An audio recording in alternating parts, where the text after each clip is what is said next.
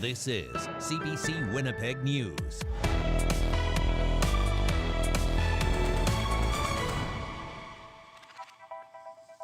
Good evening. Thanks for joining us. A Winnipeg police officer is on trial for allegedly tampering with a drug scene he was tasked with protecting. But he claims he's not guilty. Constable Jonathan Kyzik was charged alongside his partner, Elston Bostock, in the 2022 incident. Bostock is now a convicted felon. CBC's Caitlin Gowerluck has the latest. Winnipeg Constable Jonathan Kyzik is accused of taking cannabis from a drug scene, while he and his partner Elston Bostock were supposed to guard it. In court on Wednesday, Kyzik was adamant he didn't do it. He testified, "I'm not a thief." Kyzik and Bostock were supposed to sit outside this Airbnb suite, while police got a warrant to search it in October 2022. Instead, prosecutors alleged they went inside and took cannabis out of this bag. When officers came back with the warrant, they noticed the bag had been moved. Kyzik admitted he went in the suite a few times to use the bathroom. He said he thought it was allowed because he's an officer, but now knows it's not. Prosecutors challenged that, asking the senior constable, "For 18 years, you didn't know that you needed a search warrant before you could go into a residence?" Bostock has already pleaded guilty in the incident, part of a long list of crimes he's admitted to involving corruption. He was sentenced to 7 years and removed from the force.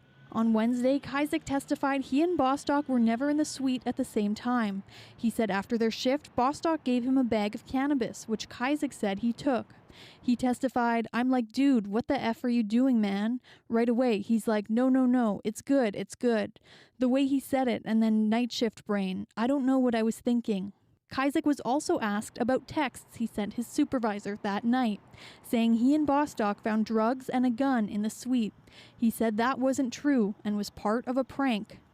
Kysik's testimony conflicted with what other officers told court earlier in his trial, including one who said Kyzik admitted to stealing the cannabis. The trial is expected to continue this week with final arguments from lawyers. Caitlin Gowerluck, CBC News, Winnipeg. A cyclist was rushed to hospital in critical condition after being hit by a truck early Wednesday morning. It happened around 5:30 a.m. on Dugald Road near Murdoch in Transcona. Officers could be seen standing near a black truck with a damaged front end. A bent bicycle was nearby, lying at the edge of the ditch. Police say the driver did remain at the scene and spoke with investigators. The cyclist's condition has since improved. Police have a suspect in custody after they say a man locked himself in a cannabis store and sexually assaulted an employee. Police say the suspect went into the shop on Isabel Street around 7 last night and waited for a customer to leave and then locked the door. Officers say once the 24-year-old woman working was alone, he attacked her. She got away and called for help. He took off with stolen products. About 6 hours later, officers arrested a man. The 33-year-old has been charged with sexual assault, theft, and forcible confinement. People opposed to sand extraction in Springfield are upset the Manitoba government is too cozy with mining company CO Silica. But this time, it's not the PC government in the hot seat. People are questioning why a senior official with the NDP government and a CO Silica executive went on a U.S. trade mission together. Well, there's debate over whether the government should approve a license for their contentious project. CBC's Bartlett Kivas reports. Sand mining company CO Silica wants to mine this ultra-fine silica in the RM of Springfield, east of Winnipeg. Manitoba's NDP government rejected CO's first license application. Manitoba Environment is still considering the company's second request. While this review is underway, CO Silica Chief Development Officer Jack Winram traveled to Philadelphia as part of a Manitoba business delegation that included Michael Jack, the NDP-appointed Deputy Minister of Business, Mining, Trade and Job Creation. The independent MLA where the proposed mine may go says this isn't acceptable.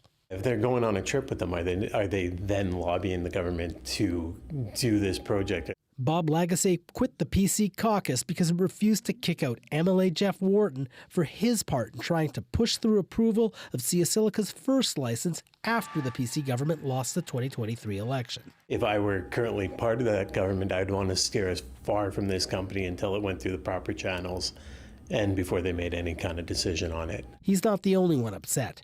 The chair of a group opposed to CBC Silica says the licensing process is now compromised. The optics are really bad. They don't look good. And all it's doing is it's really increasing the community's concern about this whole, in our view, biased and unfair licensing process. CBC Silica says it was happy to be included in the Philadelphia delegation. The province didn't respond to a CBC News request to speak to Michael Jack. The NDP government also declined our request to speak to Business and Mining Minister Jamie Moses. In a statement, the NDP government said it didn't take part in any meetings with CBC Silica in Philadelphia and didn't organize the trade delegation. Bartley Kivas, CBC News, Winnipeg. The Tories say they won't vote to pass the budget implementation bill without a larger tax cut for you. The PCs want to amend the bill to make the first $21,000 you earn exempt from provincial income tax. Right now, that's set at just under $16,000. PC leader Abhi Khan says it would be meaningful financial relief.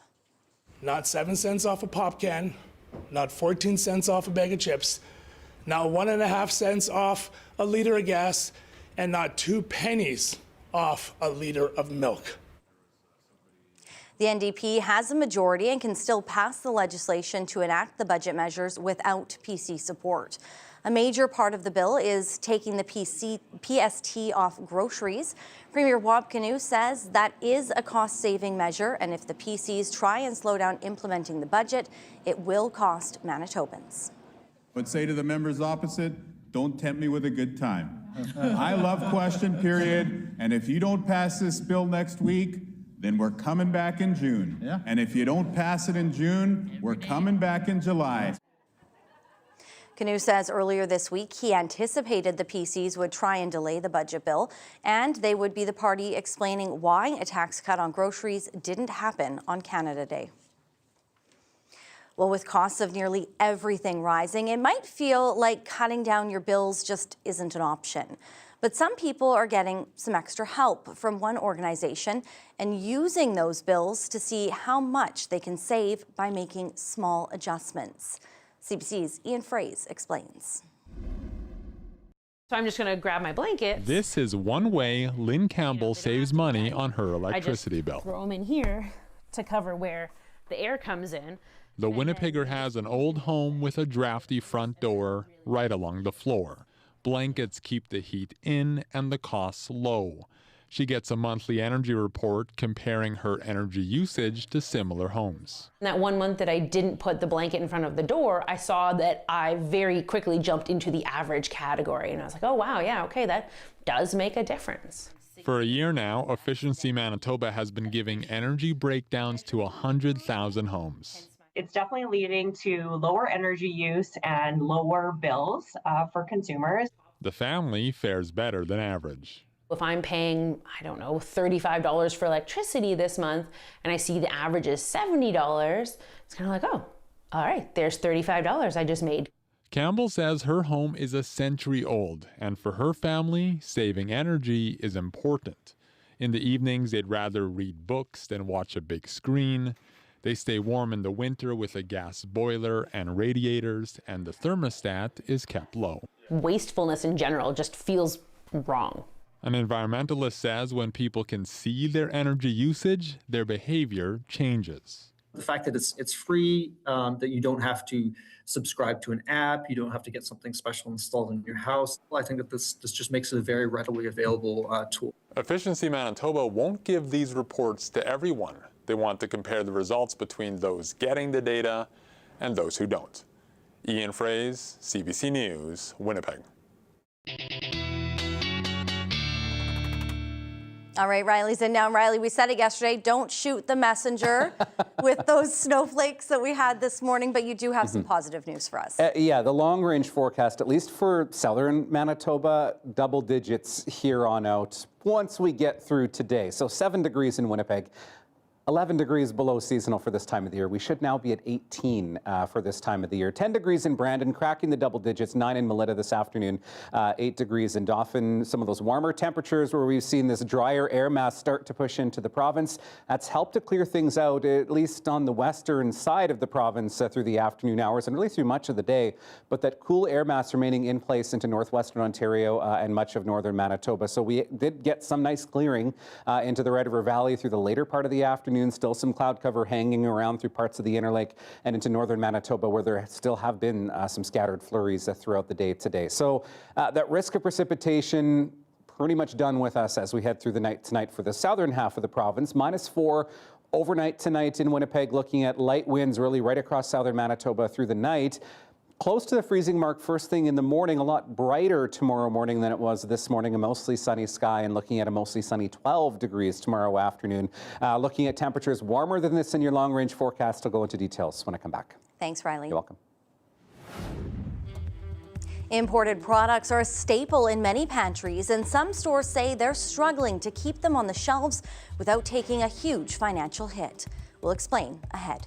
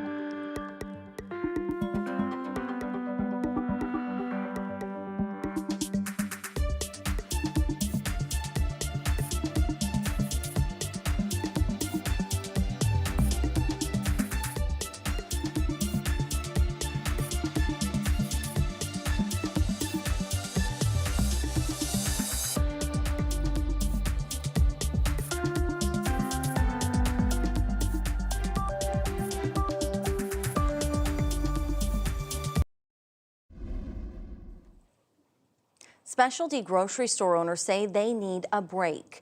Convenience stores selling imported products in Winnipeg are struggling to put their items on their shelves and make a profit. That's because the cost of bringing dry goods, snacks, and produce to Canada has increased by hundreds of dollars. The CBC's Santiago Arias Orozco explains. If you cook, the aroma is very nice. This rice is a staple sold at African Food Waste Market in San Vital. Bernice Fasina brings it from Nigeria, but that cost has doubled since January. We are still bringing it in, but it's just very expensive. With one of the world's main oil supply shipment routes shut for months, fuel prices have skyrocketed, and so has the cost of freight transport. For Fasina's store, it means paying $6,000 more for each shipment order. Her business is taking a hit by not passing that increase onto consumers. We are absorbing half of the profit. And we still have other things to pay for. We need to pay for electricity, we need to pay for gas and this stuff, we need to pay staff. But other specialty stores say they have no choice. They have to charge more. The price of almost all products at this St. Mary Road store has increased since the start of the year. A bag of lentils in January was $4. Now it's almost $7. Grocery Bazaar imports products from across Asia. Supervisor Ahmed Rator says bringing containers with food to Canada is 40% more expensive than at the start of the year. We are bearing the cost for something, some from product, but how much we can bear. You have to survive. Oil prices dropped close to 6% on Wednesday. This expert says don't expect quick relief at the till. Until we see a clear plan to secure the Strait of Hormuz or an end to the war, there's not going to be any certainty at all. Back at Fasina's store, there are no plans to slow down shipments. Any efforts to keep dry goods, snacks, and meat affordable are welcomed by customers. If the price increase, it will be very hard for us to provide food for our kids and our family. So they can continue to have a taste of home. Santiago Arias Orozco, CBC News, Winnipeg. Surgeries have been temporarily suspended in Carman while healthcare officials deal with an ant problem in the hospital. Ants have been spotted throughout the facility since earlier this spring. The health authority says it's trying to determine where they're coming from, but they are getting into the operating room, likely from under its door. Ants were first detected in the hospital in August 2024, and they showed up again last summer. Surgeries that require a sterile environment have been deferred as a precaution. The health authority refused to say how many procedures have or will be affected. A Winnipeg family's search for answers after a loved one went missing is now at the center of a push for national change. A proposed Silver Alert bill has moved to the House of Commons for a second reading debate. The bill was introduced in March and is tied to the disappearance of Winnipeg senior Earl Moberg, who went missing in 2023 and was never found. MP Raquel Dancho is backing the move to create rapid geo-targeted alerts when vulnerable seniors, particularly those with dementia, go missing. She says it would work similar to the Amber Alert system and is urgently needed. Moberg's daughter has been advocating for this for years. It's time that we don't have. There's minutes or hours that may be all that we have in order to find somebody with dementia and advanced dementia like my dad alive. And so it's a very high risk situation. And in my father's case, this was a medical emergency and he needed to be found very quickly. Bill C-263 is set for a second reading in Parliament. The federal government is currently undergoing a review of the National Public Alert System. A former teacher and mother to an autistic child says there isn't enough support in classrooms when it comes to helping kids with special needs. It comes on the heels of a new survey from the Manitoba Teachers Society. It says educators are not getting the support they need to handle growing class sizes and a higher number of students with complex needs. Almost half of those teachers reported having more than 6 students with complex needs in their classes. One teacher, mother, and autism advocate says on a daily basis, parents are being called to pick up their child who has complex needs because the schools don't have the resources to deal with them. it is a time for parents to stand up and say, housing prices are high, groceries are high. We cannot have a parent leaving work at 2:30 in the afternoon because their child has special needs. She says there needs to be more funding, and it starts with making changes from the top down. She noted Winnipeg has 7 school divisions and all the administrative costs that come with that, whereas Calgary has just 2.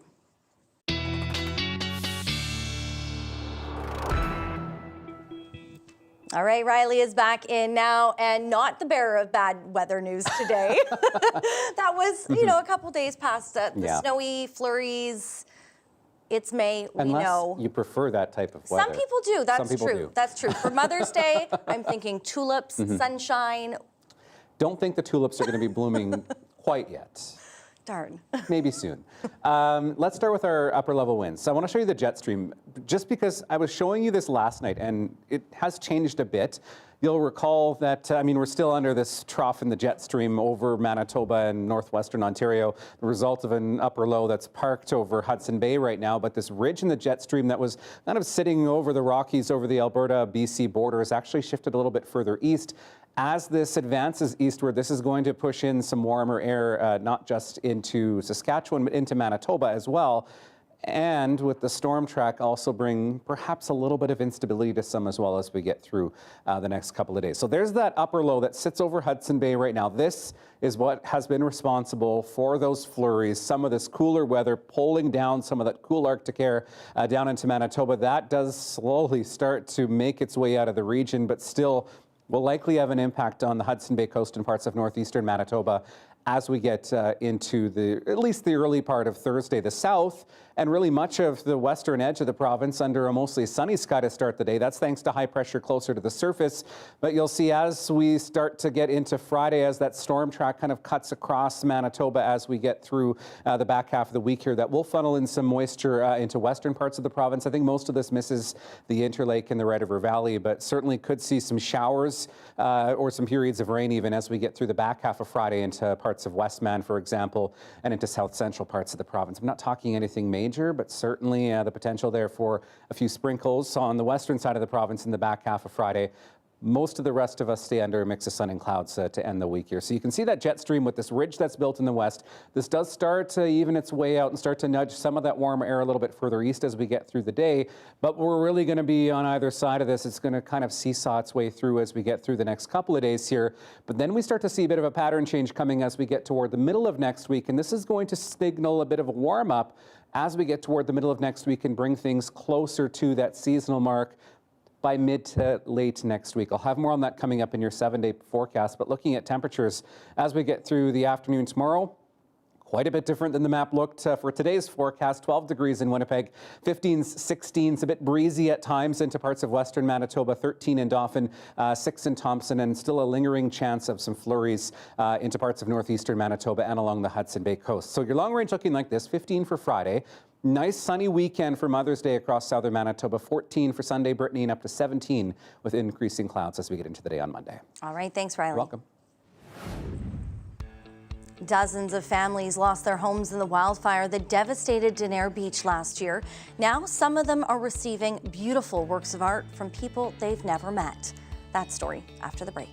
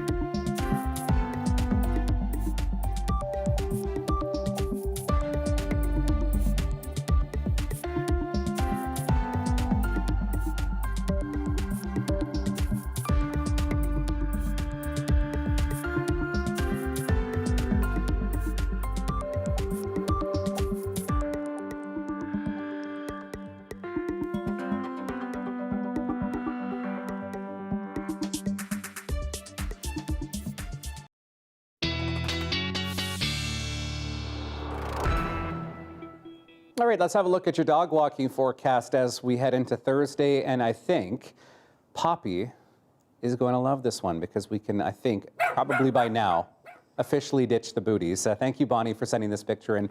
I could use more of your pics of the spring dog walks without the booties to talk back at cbc.ca. So back into the double digits across southern Manitoba tomorrow. Northwest wind could be a little bit breezy at times. Looking at things lighter in the morning, but certainly cooler in the morning with that temperature around the freezing mark first thing in the morning. As we get through the next week here, looking at 15 degrees as we get into Friday, a mix of sun and clouds. Saturday, mostly sunny skies, a bit windy at times, also 12 degrees in Winnipeg, 14 for Mother's Day into Sunday, and there we go. Temperatures inching closer to that seasonal mark by the time we get to the middle of next week. Around 200 families lost their homes in the wildfire that devastated Denair Beach near Flin Flon last year. But sometimes from the ashes, something beautiful can take shape.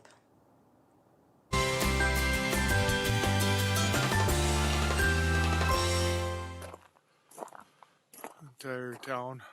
Our goal is that we need to acquire approximately 230 pieces of art. We would like to have a piece of art given to each family that lost their home. So, you know, we need to reach out to the communities, our friends and family, and, you know, look for their support.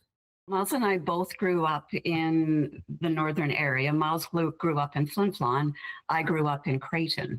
What inspired us was the incredible loss these families experienced, losing your home and all of your belongings, not knowing where you're going to be living for the next several months, and the challenge of rebuilding. It's just so hard to imagine.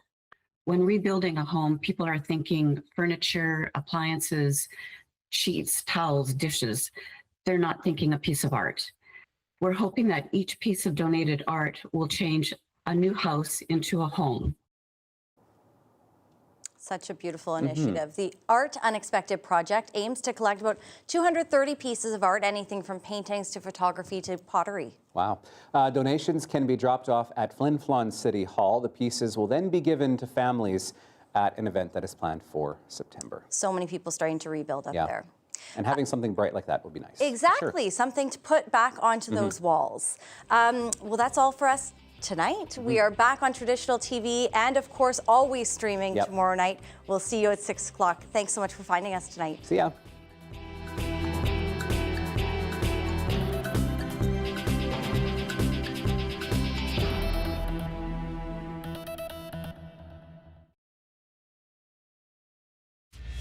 This is CBC Winnipeg News.